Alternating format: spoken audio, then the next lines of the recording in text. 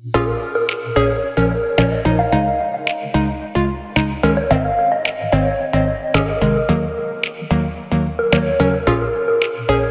hey everyone, and welcome back to the Practical Church Podcast. My name is Dylan Dotson, and today on the show, we're going to share with you 6 ways to promote big days at your church, Christmas, Easter, other big Sundays, things that you can practically do to promote those things. Well, before we get into that, as always, the Practical Church Podcast is brought to you in partnership with Mission Support.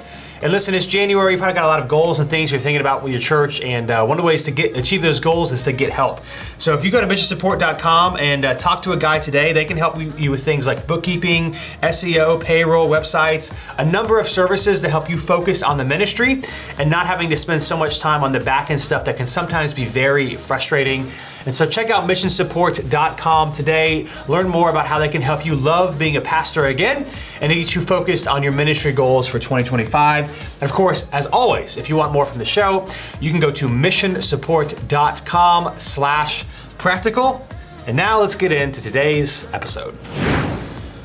All right, 6 ways to promote big days at your church. So I'm going to be talking about like Christmas, Easter, maybe an anniversary service. If you've got something going on that you want to have a lot of people at or push a lot or invite people to, like what are some practical things you can do with your church other than to just say, hey, like Easter's coming up or Christmas service is coming up or whatever. What are some practical things you can do to help promote big days so that more people will show up? And here's the thing. More people will show up if you actually do something about it. So for example, people, let's talk about Easter and Christmas. Like people are more likely to go to church on Easter and Christmas. And so if you do nothing, you perhaps are gonna have maybe a little bit of a bump just because it is what it is. But if you do something about these days, people are gonna go out of their way and be more likely to invite and to do things than they were for any other random Sunday as well. In other words, you can get a bigger return on your investment, for lack of a better word, by doing some of these things around big days than just randomly doing them because you feel like, hey, a random Sunday in March would be a fun thing to do. So I'll let it say, here are 6 ways to promote big days at your church. Number 1, hand out invite cards multiple weeks before that Sunday. Multiple weeks before that Sunday. So as I'm sharing this, our last Christmas service, where we do Christmas Eve, we employed a lot of these strategies and for sure was really helpful for us. So one of the things I'd recommend is hand out invite cards multiple weeks before that Sunday. Here's what it allows you to do.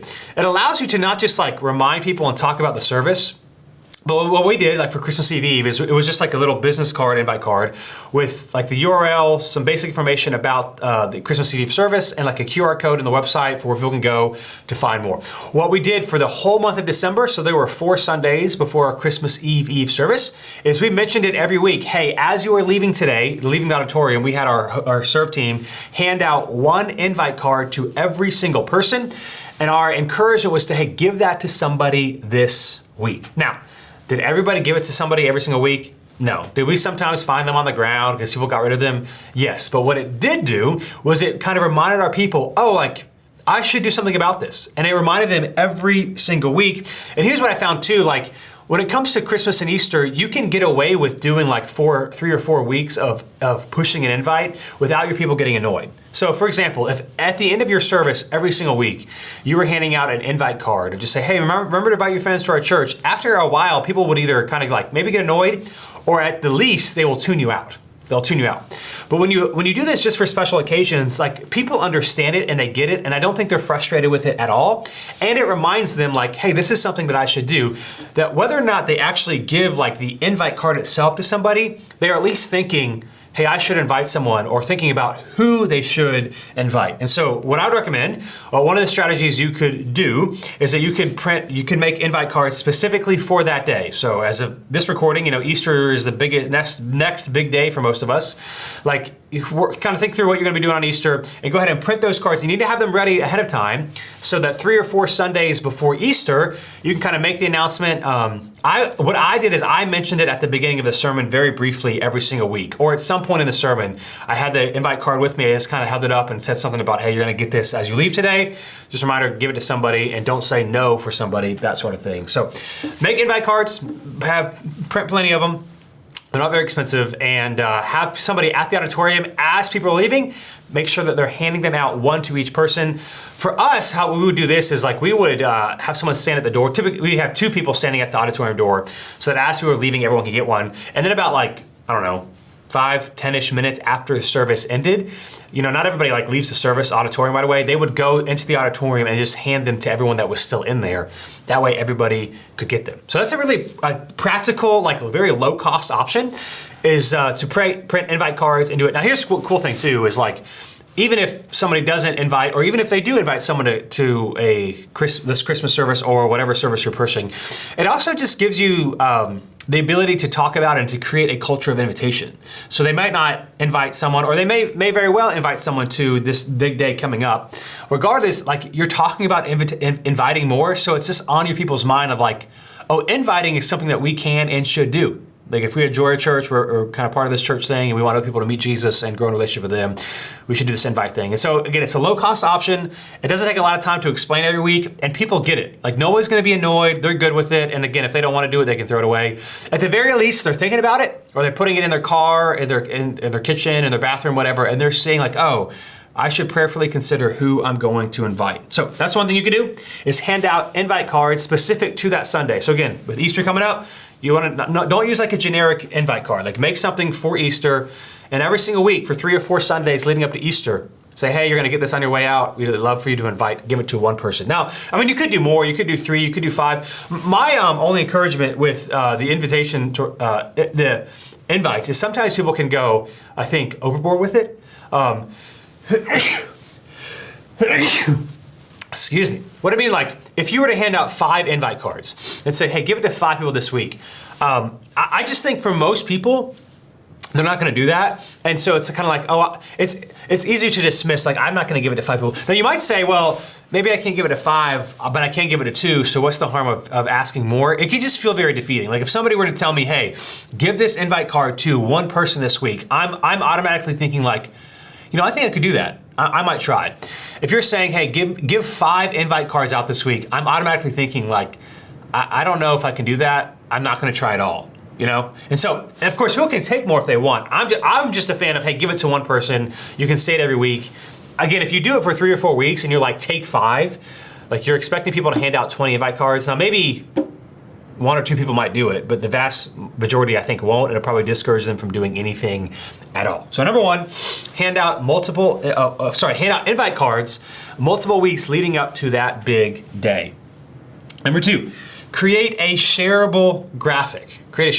Now, if you type in the URL, I'll just give you an example. If you go to newcityrdu.com/Christmas. So you're not gonna be able to find it on our website by navigating because Christmas is over, but the URL is still there. If you go to newcityrdu.com/Christmas and you can scroll down, you'll see an example of what this looks like. It's a graphic that we used for our Christmas Eve services. It's shareable graphic.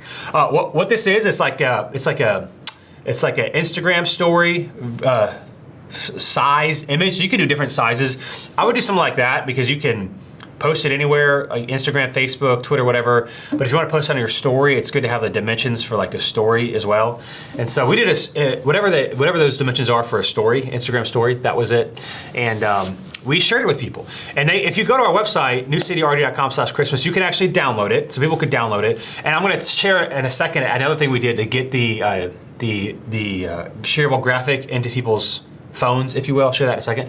But that was something that we found really helpful. And people did post it. People also could text it to a friend.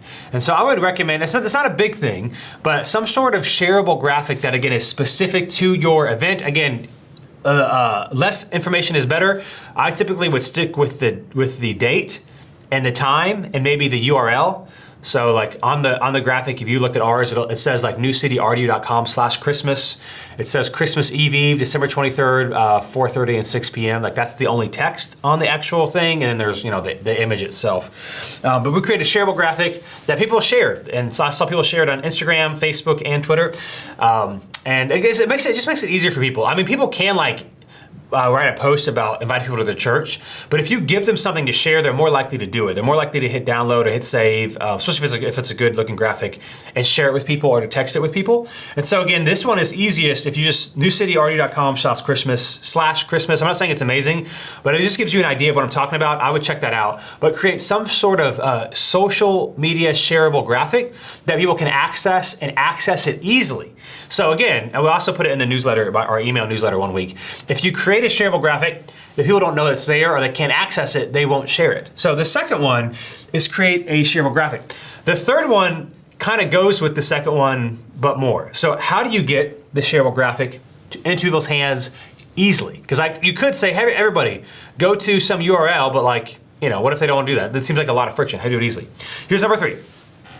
I would take some time during your announcements portion. We call it next steps at New City Web. We call it announcements is what most people call it. Take some time during your announcements portion 2 weeks before your big day and talk about your invitation, or talk about inviting people, talking about that service, and sharing the downloadable shareable graphic. So here's what we did for us. It was Sunday, December 15th. Easter's coming up. I would do it the 2 Sundays before Easter. So not the week before Easter, but 2 weeks before Easter. And we took like 3 to 4 minutes during next steps and specifically just talked about our Christmas service. While it was being talked about on our screens, there was a QR code and our shareable graphic was on the screen as well, but the main thing was the QR code. And so we had someone come up and talk about, hey, Christmas is coming up. It's one of the easiest invites of the year, that sort of thing. And a non-guilt, we gotta make sure like, you don't want to guilt people into doing this, just like encouraging people. Before we did, we had people come up, we said, hey, everyone take out your phone, everyone takes out their phone. And then the graphic came up and we had everyone scan the QR code. Just scan the QR code, take out your picture, do the QR code. And then after we did that, we kind of explained Christmas Eve, easiest invite, that sort of thing. And then when they scanned the QR code, they got the shareable graphic sent right to them. So they scan the QR code, you know how QR codes work, you click the link and then it goes to a website. The website was just the graphic itself. So all they had to do was screenshot their phone and then they had the shareable graphic, which is why the dimensions the kind of the Instagram story dimensions are best, because it's a full screen of your phone as well when you click on it. So they scanned the QR code, they had the graphic right there in the service. All they had to do was screenshot it. And then we said in that service, like right now, post this to social media or text somebody. Now again, you can't make everybody do it, and did everybody do it? No. But like, if you have everybody pull out their phones and everybody do it right then, they at the very least now have the graphic on their phone. And then I talked to multiple people. It was actually really cool because I didn't know, it was our first time doing this. I didn't know how effective it was gonna be. And I talked to multiple people that Sunday who said that, yeah, they texted this graphic to so-and-so or to whatever, these people, like multiple people said they did it. So I'm not sure what the quote unquote success rate was. I don't know if it was 50%, I don't know if it was 25%, I don't know if it was 75%. I know for sure it wasn't 100% of everyone doing it. But it was 100% more people downloaded that graphic than probably would have any otherwise. Like I don't know how, we didn't track this. There was probably very few people that went to newcityrd.com/Christmas, saw that graphic, and then downloaded it. We made it really, really simple. So again, 2 weeks before the big day, I would make a graphic. Hey, everyone pull out your phone, then put the graphic on the screen, scan this QR code. Just talk about like the importance of inviting. We kind of shared like, hey, don't say no for somebody. The person that did it kind of shared their story of somebody inviting them to church for the first time. So that was really helpful and impactful and powerful. But we took like 3 to 5 minutes, explain Christmas, why it's so great, have people have the graphic and have people share it right there. That's a way to get the shareable graphic in front of people. And regardless of the shareable graphic, it's also just a way to talk about it and get people to do something right then. So again, that's what I would say. Take some time during your announcement slot, 2 weeks before the big day, to really push, talk about the service and encourage people to invite. Again, the trick here is you don't want to shame and guilt people. You don't want to be like, hey, do this. Like, hey, I don't see everybody's phone out. I'm not going to do it until I see everybody's phone. Like, like people don't want to play that game. But just be encouraged, be lighthearted, like have someone maybe who has got a cool story of how someone invited them to church and take advantage of that way. So that's why you use the shareable graphic and to talk about it. Again, take some time during the announcement slot, 2 weeks before the big day, and yeah, talk about the big day. That was number 3. Number 4, schedule more people to serve. So a lot of people have put it this way, not unique to me at all, is that engagement drives attendance. So like the more people who have something going on, the more people who are gonna be there, but also like the more excited that people will be as well. So, for us for Christmas Eve, we had a few extra people. We had extra serve positions. Partly was because we had a few extra things going on, and partly because we wanted to make double sure that all of our serving positions were filled. Because you know how this goes. Like you have all your serving positions, but like somebody calls out, that sort of thing, that happens all the time. Like we kind of made sure every position was filled and we had extra. Not only does this, again, ensure more people are there, but it creates an environment of excitement, of more people being talked to and all that sort of thing. And so I'd make sure you like, it's a bigger day, so schedule more people than you typically do. And even if maybe you don't have necessarily extra needs, like more people are willing to serve in a big day, especially if you talk about it a lot. Like people want to play a part and make a difference. And so it's like, it's an easy extra ask. So maybe you have people who serve every once in a while. You can say, hey, serve on this day. Or maybe you we had someone do this for Christmas Eve, someone who's never served before. Be like, hey, we just need you this week. That's a really easy on-ramp. So we had some people who was their first time serving, and now that they did it once, they're like, oh, that was simple, like that was fun, I met some people. Now they're getting involved in serving as well. So I would just say, schedule more people to serve. It doesn't have to be a lot more people, but make sure all your positions are filled and take advantage of the big day, especially if you're talking about it for like 3 or 4 weeks ahead of time. Like people know, hey, this day matters, and they're more receptive to do it. So make sure all your positions are filled. Schedule some extra ones if you need to, because an engagement drives attendance. They'll be excited to be there, and it'll help you create a better, welcoming environment. So number 4, schedule more people to serve. Number 5, and I think this is really important, especially for smaller churches. So let me explain what it is, and then I'll talk about what I mean. Know what the service/Sunday will be like over a month in advance. So know what this Christmas, Easter, big day service is going to be like over a month in advance. Now, I say this depends on size a little bit. The larger the church is, the more moving parts, so the more likely you're going to be planned out anyway, because you've got a lot of things going on. Smaller churches, less than 200 people, church plants, that sort of thing, there isn't necessarily a need to plan ahead for your big days, because it's not like you've got, I don't know, 200, 200 is probably too much, 50, 100 volunteers to schedule, all these extra things going on, these complicated measures. You're expecting a bump, but like maybe not like as big of a bump as maybe a really big church would see, that sort of thing. So I would just say, part of what we're doing this to make it a big day is that if you've prepared in advance, it's easier for you to talk about it. Like it's easier, like let's say Easter. I would encourage you to write your Easter sermon a month before Easter. Because then when you talk about it, inviting people, like you can talk about what Easter's gonna be like, and not something like generic, it's gonna be great, but like specifically, here is what we are doing. You can share with your people, like here's not just, hey, Easter's coming up, but here's what we're gonna be doing in our service, and here's why you should be inviting your friends. If you're not exactly sure what all's gonna be happening, it's gonna be harder for to have excitement and for people to know what they're inviting their friends to. And so I would say, listen, know what your service is going to be like, or know what that Sunday is going to be like over a month, at least a month in advance. That way, with the graphics that you're making, the shareable graphics or the connect card or the invite cards, rather, you know everything that you need is going to be aligned. You know exactly what the theme's going to be. When you talk about inviting people, you know what you're going to be inviting them to. If you're going to be scheduling more people to serve, you should schedule. I would start scheduling, that service about a month, 3 to 4 weeks in advance. In other words, you want to get your big Sunday volunteers and serve team scheduled quicker than you do your typical week-to-week Sunday. And again, if you're a larger church, you're already doing this, there's more moving parts. My experience, if you're a smaller church, you might not be thinking about this as much, and so therefore you lose some of the momentum that larger churches have around big days, because they're planned out and they're talking about it because they know what's going to be going on. If you haven't planned out and know what your Easter service is going to be, for example, like it's hard to talk about it and have a lot of excitement if you haven't gone through it. Like it's hard to be excited about what you're going to preach on, for example, if you're preaching, if you don't know what you're preaching on, other than like, well, it's going to be Easter and I think it's going to be good, that sort of thing. So I think a lot of this goes to like, if you just plan your Easter service a month in advance, if you're not a large church, just that alone will give you some momentum and excitement that you wouldn't have if you're doing it kind of like week of. And so if you're doing any extra videos, like know what video you're gonna do, know what extra, things you're gonna do before and after service or during the service, like have that planned out.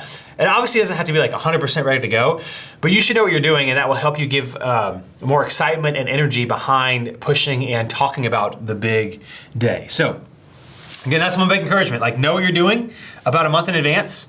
Again, if you're not as big of a church, it's easy to miss this because, it might not be so different than what you normally do, or you don't have as many moving parts as a larger church, but then I think we lose a lot of momentum because we're not talking about it. So that's just my encouragement. Like, write the sermon a month in advance, pick the songs out way in advance, like talk through like, hey, what are we gonna do this week well before Easter so that the month of Easter, like you're ready to go.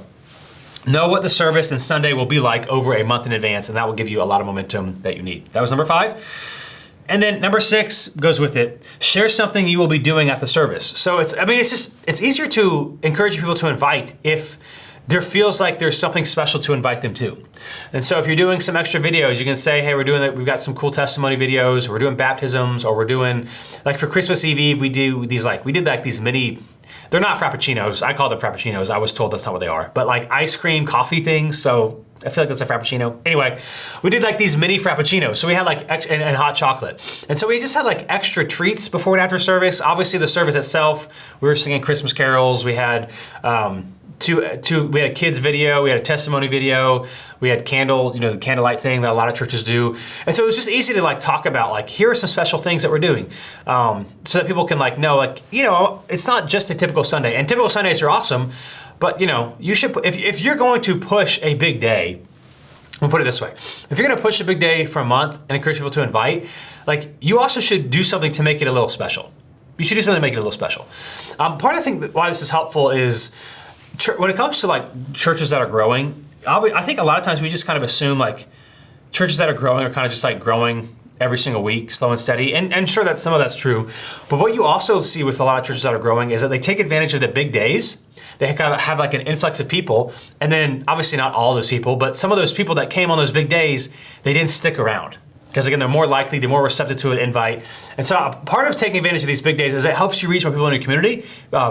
Because they might just be going because it's Easter or Christmas or whatever, but then they're like, oh man, like this was a good experience. I want to learn more about this Jesus guy, or these people, they don't even know me, but they're really welcoming. Like there's just something different about this experience. I want to come back. And we miss that if we don't kind of push these big days. So share something you will be doing at the service. And I think that will also encourage people to invite. And so again, I just want to say for this, it's not like all these 6 things are life-changing on their own or earth-shattering. But like together, I think they can make a big difference. So let me just say them again, because I know I went over a lot. And by the way, in the show notes, you can always see the topics that I hit, the main points that I hit in each episode. So you always go in the show notes as well. But here are 6 ways to promote big days. If you do these together, I think like this Easter, because if you listen to this in real time, that's the next big day coming up. You could see a larger attendance than you would have otherwise. We certainly, this past Christmas, had a larger attendance than we would have otherwise because we did these things, okay? So here they are again. Number 1, hand out invite cards multiple weeks before that big day. Number 2, create a shareable graphic and then put it on your website somewhere where people can access it. But again, if you want people to really access it, number 3, take some time during your announcement slot 2 weeks before your big day.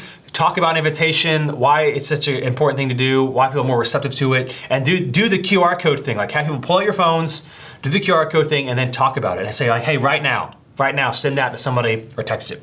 Number 4, schedule more people to serve. Number 5, know what the service is going to be like a month in advance so that you can really plan and prepare and get excited about it.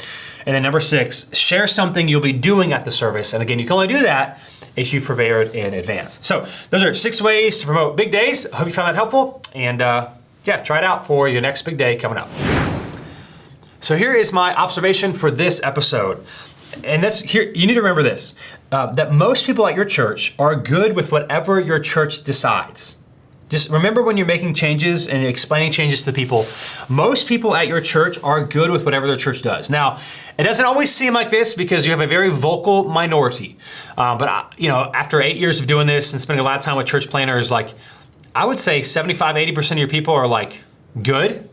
And then another 15% of people might have some questions and then they get good. And then it's like less than 5% of people that are like, no, this is dumb, I don't want anything to do with it.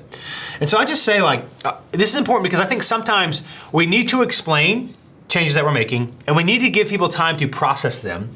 But I think what can happen sometimes is that we can over-explain. Like we can try to like explain everything, especially people that are like good with it already and kind of over-explain. And when you over-explain something, it kind of makes it seem like, is this a good idea? Is this something that we should be doing? As opposed to just kind of explaining it and sharing the thought process. And so this is like even relevant for us at New City because like as I'm recording this, we've got some big decisions to make this year.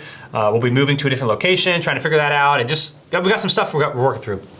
I'm trying to remind myself, like, as we work through these decisions, you want to keep your church in the loop, let them know what's going on. But like most of our people are fine. Like if they know and they trust the church leadership, they're excited about what their church is doing, like they're good with it. And so I would just say like, remember that. Most people are good with whatever the church decides. Yes, you're gonna have a vocal minority, but don't let that kind of color in a negative way making decisions, making changes, and how you explain them. Like giving people clarity, that's the most important thing. But you can like over talk in such a way that people who would have been fine otherwise, begin to wonder like, is this actually a good idea? So I hope that's an encouragement to you. Most people are good with whatever the church decides. Now, the caveat is that if you're making big decisions every single month and you're changing it every single month, like you can't do that. So you got to like space some of them out. Otherwise, that would be a problem. But generally speaking, just remember, most people are good with it. Most people are good with it. And so do the thing that God is calling your church to do. In this episode's growth tips, I want to share with you 5 important habits. 5 of probably the most important habits that you should think through and cultivate in your life. Now, this comes, James Clear, who is the author of one of my favorite books, Atomic Habits, he writes that you are the average of the 5 habits you repeat the most. You're the average of the 5 habits you repeat the most. You've probably heard the phrase like you are the average of your 5 closest friends, that sort of thing. Well, I think it also has to do with your habits. So if that's the case, if you're the average of the 5 habits you repeat the most, here are the 5 categories of habits I recommend for fulfilling life. Okay, here are the 5 categories of habits I recommend for a fulfilling life. Number 1, spiritual habits. So how will you intentionally cultivate a relationship with God? How many days a week will you spend time with Him? Which local church community will you belong to? Of course, in this episode, you're in ministry, so you're belonging to one. How will you ensure you prioritize your local church gathering so your faith can grow and not just go when you feel like it? So again, if you listen to this, hopefully that's a priority for you, but that's your spiritual habits. That's a big thing. Number 2, family habits. How will you intentionally cultivate a relationship with your spouse if you're married and kids if you have them, or any other significant relative or family member in your life? How many dates with your significant other will you have per month? How often will you spend intentional time with your kids? Strong relationships happen when there is a plan of action on how they will grow. So not just, I think it'll happen, but what is it going to actually look like every month? Number 3, hobby habits. How will you intentionally make time to do things you find enjoyable? You don't have to spend a lot of money on this, but you do need to spend time on it. So some of my hobbies include reading, grilling, and woodworking. And I make time to do these things virtually every single week. Every single week. Remember, busyness is a choice. It's my big thing. People are like, I don't have time for hobbies. Busyness is a choice. If you never spend time on things you enjoy, you'll have a hard time not being miserable. So hobby habits. Number 4, health habits. How will you intentionally ensure bodily health? How often and when will you exercise? Even a small amount of consistent exercise goes a long way. What foods or drinks will you avoid or only eat on special occasions? Health doesn't have it by accident. So health habits. And then number 5, work habits. How will you intentionally ensure you work hard when you're working so that you can be off when you're off? What boundaries do you have for after hours email checking? How do you ensure important relationships in your life aren't suffering because you can't put work away? One of the easiest ways to do this is to prioritize and put on your calendar time for the previous 4 habits that I just talked about, because this will force you to focus at work so you can get things done and then spend time on the things that matter most outside of work. So again, I'll just recap the 5 habits briefly that you should be intentionally prioritizing in your life. Put them on your calendar. Number 1, spiritual habit. Number 2, family habits. Number 3, hobby habits. Number 4, health habits. And then number 5, work habits. And today's question for the Practical Church podcast comes from our Practical Church Facebook group, which you can join if you're on Facebook, ask questions, get feedback from other ministry leaders and pastors. Somebody recently posted, what do you do for coffee on Sundays? What do you do for coffee on Sundays? Now, so a lot of people do. A lot of people ask, what we do is we used to do like the grocery store coffee thing for a while and honestly didn't taste that great. And I think that kind of matters. Last year we switched to a local coffee shop brewery type thing here in Raleigh called 321 Coffee, which prioritizes hiring people with disabilities, especially those with Down syndrome and that sort of thing, and the coffee's good. So my recommendation is like, you could do the grocery store coffee thing, you could do the Starbucks coffee thing. I just think it's cool if you can get coffee from a local place, even if like most people don't really care. It's nice to say, and I would emphasize this, like, be okay with spending a little bit of money on this, because it does kind of communicate value. And I get it, like some people are like, well, coffee shouldn't matter, like you should come to worship Jesus. Some churches like intentionally don't do coffee, and I'm not like, hey, I'm like, do your convictions. But I always just want to remind people that we exist in a cultural context, and we're trying to reach people who don't know Jesus and draw them in, and to get them connected in a community.